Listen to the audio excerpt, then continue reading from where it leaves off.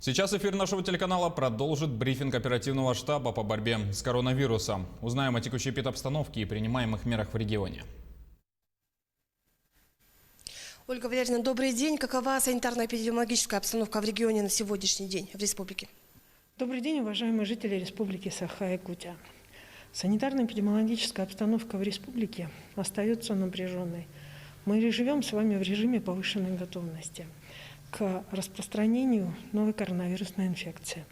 На 15 октября 2020 года на территории республики зарегистрировано и выявлено по данным Управления Роспотребнадзора 130 новых случаев новой коронавирусной инфекции.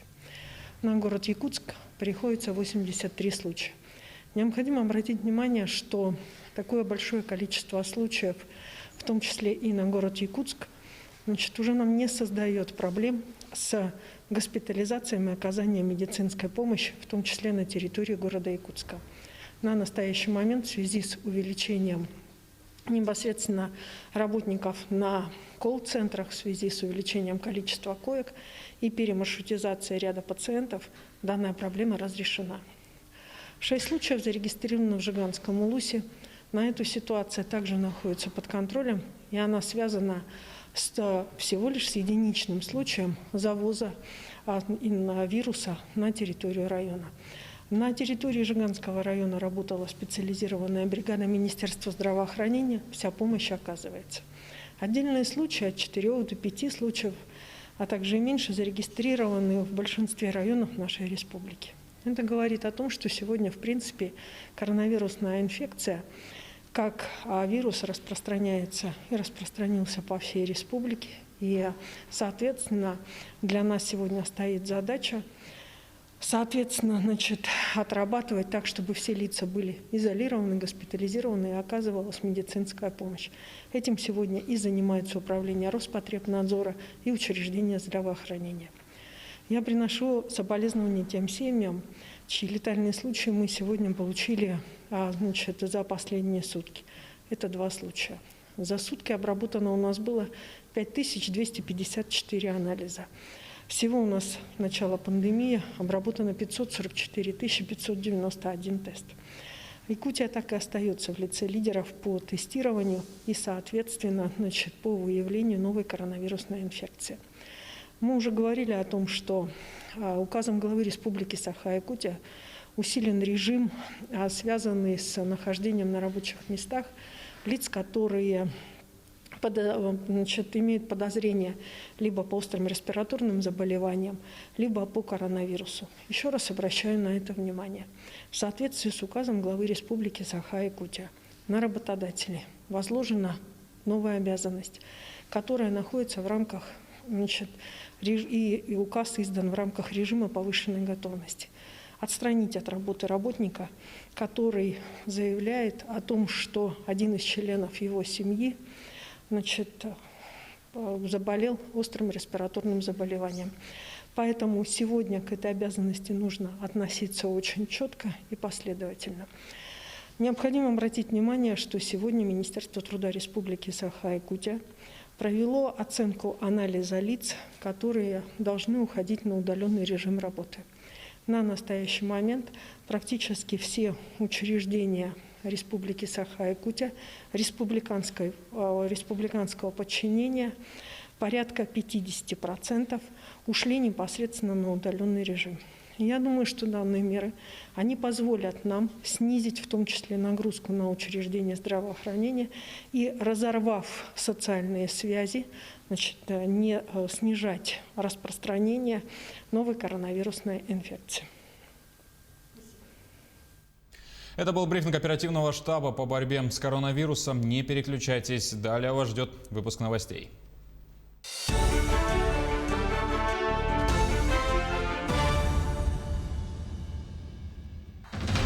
Владимир Путин заявил о регистрации в России 2-й вакцины от COVID-19 и готовящейся 3-й. Экологи Якутии напомнили, что лесной бизон не является объектом охоты. Селекционеры поделились первыми итогами эксперимента в рамках программы «Арктическая бахча».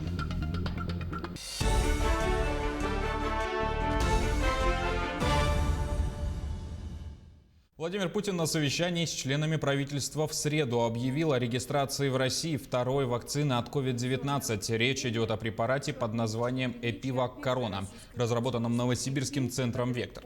Кроме того, президент России заявил, что на подходе и третья вакцина от коронавируса, производителем которой является Центр исследований и разработки препаратов имени Чумакова. Вице-премьер Татьяна Голикова, в свою очередь, отметила, что первые 60 тысяч доз новой вакцины от «Вектора» будут выпущены в ближайшее время. После этого «Вектор» приступит к пострегистрационным клиническим исследованиям в разных регионах России. Нам нужно наращивать сейчас производство и первой нашей вакцины, и вот сейчас второй вакцины. И, конечно, прежде всего нужно обеспечить российский рынок этими препаратами. Они должны поступать в аптечную сеть России как можно шире. Мы продолжаем сотрудничество с нашими иностранными партнерами и будем продвигать нашу вакцину из рубежом, но стремиться нужно к тому, чтобы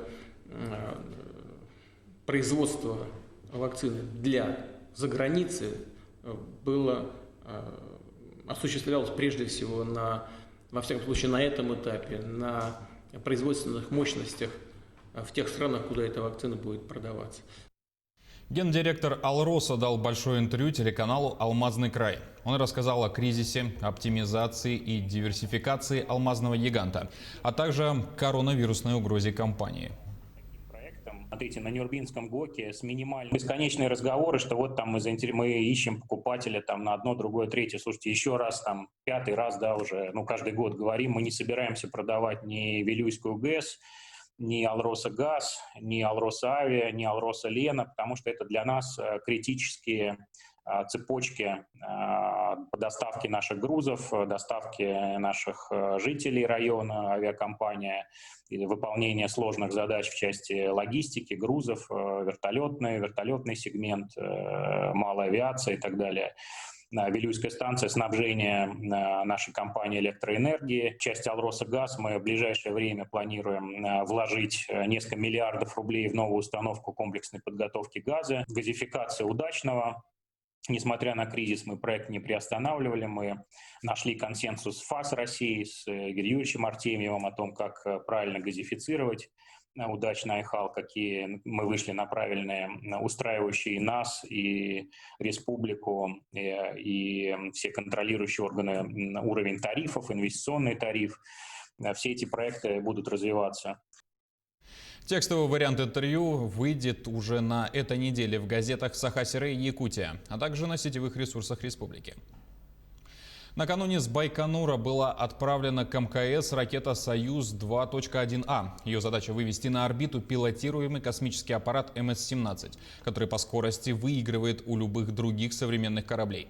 Продолжительность полета к космической станции составит всего 3 часа. Столь рекордные сроки стали возможными благодаря новой схеме, применяемой для полетов. Раньше использовалась схема, предполагающая совершение 34 витков вокруг планеты и достижение МКС за 48 часов. «Союз МС-17» сделает всего 2 оборота и за 3 часа будет у цели. Прежде чем использовать новую схему для пилотируемых аппаратов, ее сперва обкатали на грузовых кораблях «Прогресс-МС».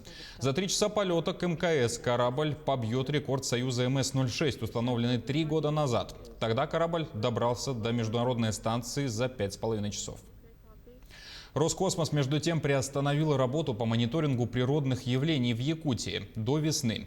Специалисты службы спасения совместно с госкорпорацией провели консервацию мобильного приемно-передающего комплекса. Он предназначен для космического мониторинга не только паводковой, но и лесопожарной обстановки. Еще до начала весеннего половодья комплекс заработал в полную силу. Специалистами обрабатывалась полученная информация. Спутниковые снимки очень помогли в принятии оперативных решений для всех заинтересованных ведомств. В летний период принималась информация, которая позволила охватить более широкие территории Сибирского и Дальневосточного федеральных округов и более достоверно прогнозировать возможность чрезвычайных ситуаций, связанных с паводковой и пожарной обстановкой. Экологи Якутии напомнили, что лесной бизон не является объектом охоты. Дело в том, что в социальных сетях распространилось видео, где охотники наткнулись на это животное. Лесной бизон занесен в Республиканскую Красную книгу и, следовательно, законодательно защищен. С 2006 года на территории республики проводится комплекс мероприятий по восстановлению популяции лесного бизона, крупнейшего представителя американской наземной фауны, вымершего в историческое время в Якутии. Животные завезены к нам из Канады. Центры по содержанию и разведению этих животных расположены на территории Хангаласского, Горного и Сунтарского районов. В Горном районе производятся выпуски бизонов в дикую природу. В связи с этим широко мигрирующие животные могут оказаться за границами места выпуска в пределах близлежащих от районов. Поэтому во время охоты на крупных животных необходимо быть уверенным и внимательным, что под выстрел попадает животное, на добычу которого охотник имеет соответствующее разрешение. Кроме того, напоминаем, что ни в коем случае нельзя притравливать собак на бизонов. Лесной бизон занесен в Красную книгу Якутии и в соответствии с 258 статьей Уголовного кодекса Российской Федерации незаконная охота на зверей и птиц, охота на которых полностью запрещена, наказывается штрафом до 1 миллиона рублей или лишением свободы до 5 лет. Программа поддержки местных инициатив с каждым годом набирает популярность в районах республики, так как жители сами определяют, какие проекты необходимо реализовать, и вкладывают в это собственные деньги. В Чапчелганском наследии завершены работы по монтажу уличного освещения. Ранее на улицах 50 лет МТС и Расторгуева оно полностью отсутствовало, что создавало много трудностей для жителей в осенне-зимний период. Решить проблему помогло участие в программе поддержки местных инициатив. Всего установлено 56 металлических опор высотой 9 метров, общей протяженностью около 2 километров. Подрядчиком выступил местный предприниматель Яков Игнатьев. Работы были начаты в августе и завершены в срок. Эта программа, она в первую очередь предусматривается из 3 источников. Это в первую очередь это от населения мы собираем некоторую часть. Это в нашем случае это 45 тысяч. 200 тысяч рублей мы выделили из местного бюджета и 1,5 миллиона это уже с республиканского. И, конечно же, население уже вот эта программа уже заинтересовывает самих жителей, потому что все жители своим согласием выступают в качестве, можно сказать, заказчика, чтобы освещение проходило в соответствующих улицах, где они проживают. В этом году российские ученые впервые провели эксперимент в рамках проекта «Арктическая бахча». Селекционеры высадили одни и те же сорта арбузов и дынь в Краснодарском крае и в Заполярье. Главная идея подобного опыта – выяснить, какие именно сорта бахчевых можно смело выращивать в Арктике. С результатами эксперимента ознакомился Максим Кардозо. Витаминные коктейли с дачной грядки. Главная задача эксперимента «Арктическая бахча» – это возможность расширить рацион северян собственными продуктами. Выяснить, какие именно овощи, фрукты и ягоды можно смело выращивать, даже в Заполярье. И в том, что ставить опыты сперва решили на арбузах, нет ничего удивительного. Ведь дело в том, что от красного цвета зависит содержание ликопина, одного из каротиноидов, который является сильным антиоксидантом. И в отличие от витамина С, он более устойчив, там большое количество калия, и он находится в хороших соотношениях с натрием.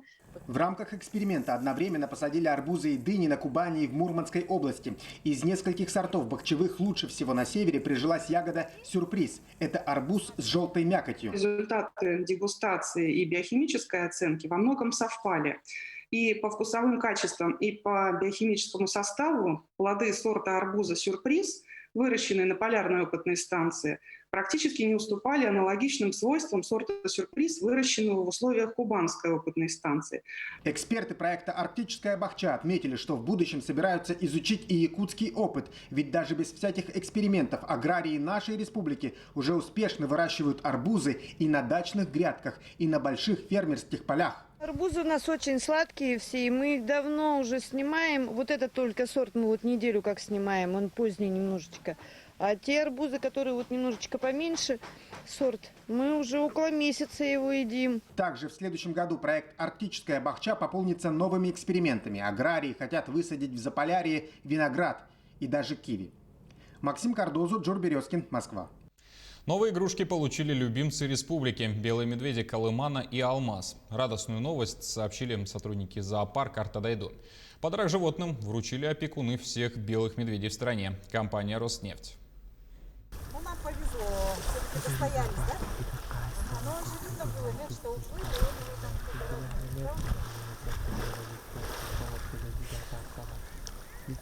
Новые игрушки уже второй подарок, который получают медведи. Только первые на пробу оказались не такими прочными, поэтому эти пришлись медведям как нельзя кстати. Тем более, что погода сейчас весьма подходящая для резвых игр. Новые предметы, они всегда обогащают среду обитания животных, да, в искусственных условиях, которые содержатся, помогают им развивать мышление, развивать свою моторику, двигательную активность. Поэтому для животных это, тем более таких высокоразвитых, как хищные млекопитающие, очень полезно всегда.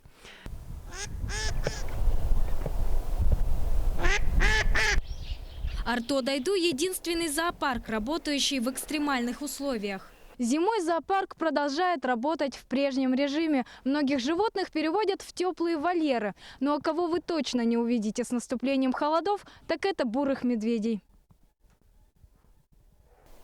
В отличие от своих белых собратьев, уже в ноябре хозяева тайги укрываются в импровизированных берлогах. Сотрудники зоопарка рассказывают, с августа по сентябрь бурые мишки активно наращивают жировую массу. Как говорится, отъедают бока. Тем не менее, к октябрю у них происходит спад активности и аппетита. Зоопарк подготовился к зимовке, корма все заготовлены.